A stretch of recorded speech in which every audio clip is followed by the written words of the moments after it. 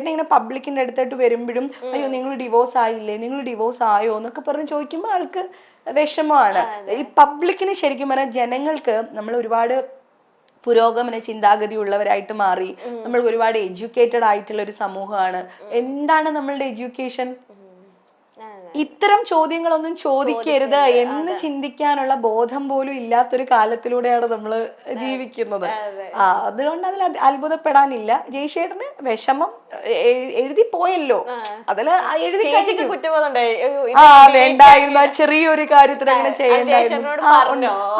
ഏട്ടനോട് പറഞ്ഞു. ഞാൻ ഇപ്പോഴും സോറി പറയും, ഓരോരുത്തരെ വിളിച്ചു ചോദിക്കുമ്പോഴും സോറി പറയും. ഇന്നിപ്പോ ഈവനിങ് വലിയൊരു ഫംഗ്ഷൻ ഉണ്ട്, അതിന് ഏട്ടന് ഞാൻ വരുന്നില്ല, ഞാൻ വന്നു കഴിഞ്ഞാൽ എല്ലാരും അങ്ങനെയൊക്കെ ചോദിക്കും, എനിക്ക് വയ്യ. അപ്പൊ ഞാൻ ഏട്ടൻ എന്നാ പിന്നെ ഡിവോഴ്സ് ആയിന്നങ്ങ് പറ. ആ കൊറേ പേരോട് ഞാൻ അങ്ങനെ പറഞ്ഞു. ചിലപ്പോ അറിയാൻ പറ്റില്ലല്ലോ, നിന്നെക്കാട്ടില് നല്ലൊരു പെണ്ണിനെ കിട്ടുവാണെങ്കിൽ എനിക്ക് കിട്ടട്ടെ.